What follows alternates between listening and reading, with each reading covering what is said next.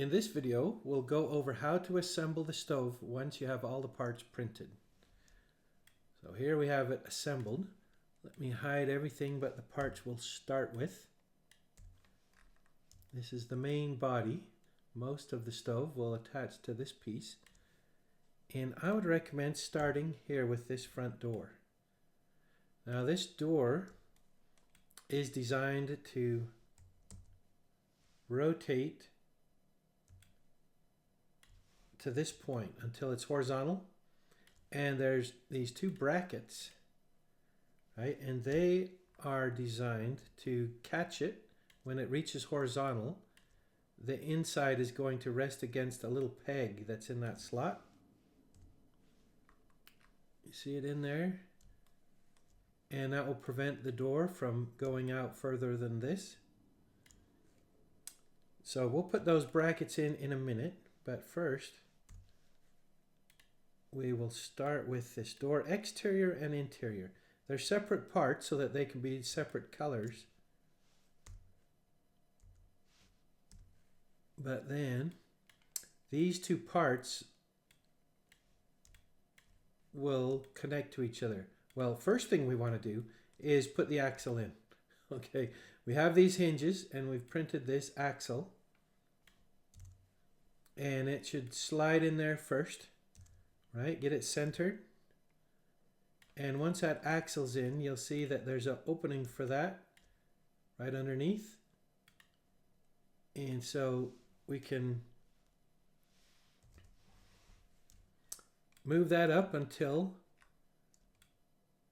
that is somewhat buried in there, and then this top piece has some openings in it as well. And when you move this down, those should fit nicely over that axle. And I would say this is the part where you want to be the most careful. It does align pretty well when you see these openings around the hinge, but I would still be very careful and run your fingers along each side and along this side so that you don't have it just a teeny bit twisted. It's very easy to have it just a tiny bit off. And I'll usually drop it down and quickly run my fingers along each side and make sure that it's exactly straight. Now, when I'm putting these models together, I typically use two kinds of glue. I've tried all kinds of glue, and I've boiled it down to two favorites. I use Loctite brand gel and also Loctite plastics bonder. And there are advantages to each of those. So the plastics bonder comes in two parts. It comes with what looks like a magic marker, and you rub down the surface that you're going to glue prior to gluing it, and it creates a tighter bond. And when I need really tight bonds, I will use that. But the disadvantage is it bonds really fast. So if you're ever putting together a part that you want to just put together and then maybe slide a little bit, sometimes it won't give you those few seconds that you need. Like you have to get it right in place and right away. But I still favor that glue when I want the parts to really hold together. So for this, I would use the plastics bonder, but then you have to be very careful, right? So I'll marker up this whole surface and this whole surface. Put a little dot of the glue after a minute or so. Put a little dot of glue here, and then a big ring. Right, and that'll hold it tight. I usually don't put glue here because I don't want it spilling into that where the axle is.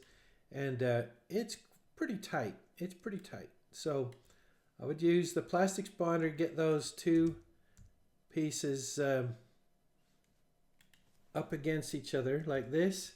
Make sure they're nice and perfectly aligned. And one more very important note. Err on the side of having this door maybe a little bit too much that way rather than a little too much that way. The tolerances here in that joint are very close. And so I've learned by hard experience, if it's just a little bit in, see how I've moved it and there's just a teeny bit of a ledge here. Sometimes that corner can rub against these corners, right? So you're better off if you err on the side of a little bit that way, and then it will rotate free and clear. I've had to a couple times get it glued up and see that it was catching there, and so I had to like take pliers and tear it all off and print a new one. So, and then immediately I will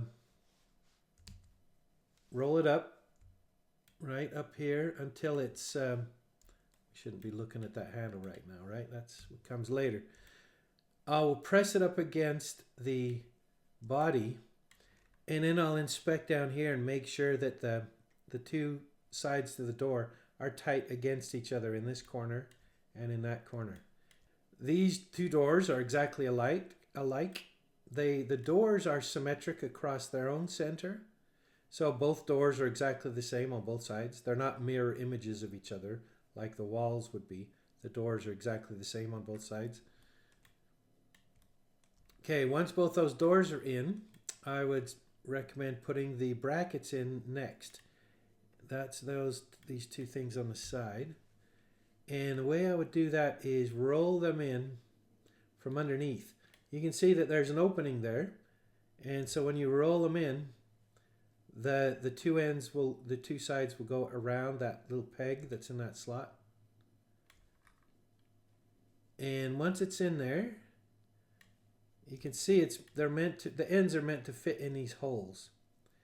And there's a little slot on the end, and that's there so that you can visualize when the slot is all the way in. You want to make sure that that is all the way in, and it takes a little bit of pushing.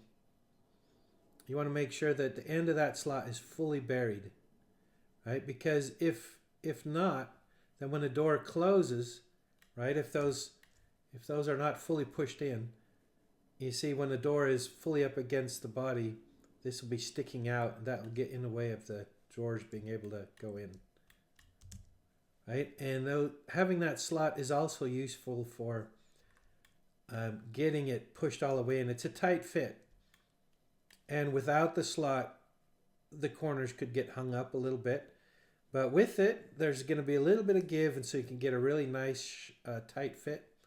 And here is a place where I would recommend using the gel, right? And the gel gives you a little bit more time, but it's also really good at kind of getting good coverage in there. So I will put a tiny little bead in each of these holes. Sometimes I'll even stir it with a little toothpick, make sure there's good coating in there, and then push this in. All right, once the door is in, you can glue the handle onto it, which is again a good place to use the gel. Then repeat for the door on the other side.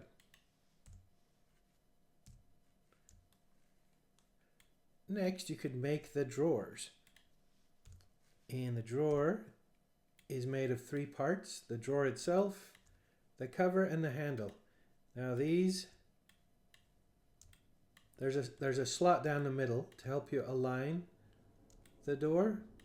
Again, I would inspect it, make sure that you can feel the sides, that it's nice and square. This slot should help. Now, once those drawers are done, I would actually just take them away for a minute while we do the other things around it, because you don't want those sliding out. Those don't get glued in, right? They just slide in and out. Next, I would put these panels all around. So these panels, as you can see, have these snaps. You don't really need any glue here at all. These snaps will do the trick. So just make sure you have all 4 aligned and then press it on. And do the same for the other side. And also for the top. Now with the top, we have 2 options. Some people might not want to have that whole assembly that's at the top of the stove. And if you would like this to just be one straight line, like maybe it's up against a tile wall or something like that, then we also have another part called notchless back, right? And that has a straight back. So if you don't want to include that whole assembly on the top, You have the option of using this stovetop notchless back piece. Of course, we're going to go forward in this video and build it with the whole top part. And then you can see we have these openings that we can glue that on against. Next, I would add the kicker. Now this piece, you'll glue it against this little ridge here at the bottom and push it up until it runs into these three small surfaces. Right, that will go underneath the drawer, and pull it up as high as it'll go. And make sure that it's centered. So when you look at it from the front, there's going to be a tiny little gap on each side. You know, make sure that it's not pushed more on one side than the other. Make sure it's just good and centered so that the same size gap exists on both sides. And then we can move on to the panel. And we put this on much the same way.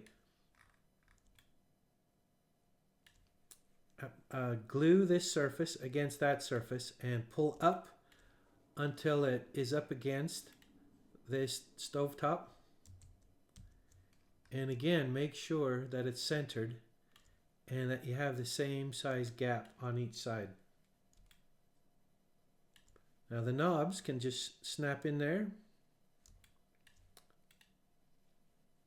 These knobs, you can just put them in and take them out. Of course, don't use any glue here, then you can always turn them. Next, I would drop these burners into place. And these, I don't have these glued on mine. You could easily glue them, or you could just leave them free to take on and off. The disadvantage of gluing those in place might be cleaning it. You know, in a real stove, inevitably you get food down there. And so to clean it, it's really nice to be able to lift those. And I think that would be the case here. If any, you know, dust or whatever gets stuck in there. And the same goes for this tray in the middle. This can just come in and out. I wouldn't recommend gluing it. And then last, I would put together this assembly on the top. And this is composed of a silver back right here. This silver piece has what, really this is meant to be a lamp. You can see that it's open. If you wanted to, let's say you had a wall behind the stove and you had an opening in the wall and some light source behind it. That light could maybe come through, reflect off this flat wall, and a little bit of light could come shining down if you wanted to. But that is meant to represent a lamp.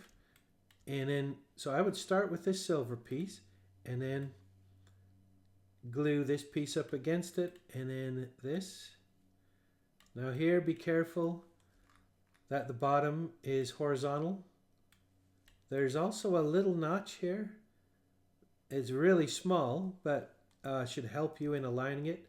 But what I'll do is glue it and very quickly just feel underneath to make sure that this is nice and horizontal, flat up against the other surface. Right, and do that for both sides. And in here we have a little badge. We could put that in. Right, and once that whole assembly is together, we can just put it up against this. Here I would just put little glue on each side and glue that into place. This whole assembly glues to this back wall in at these 2 points. Just put some glue here and here. And once everything is together, then just put some glue there and there. And you are done. So I'll put the drawers back in and it's fully assembled. Enjoy your new stove.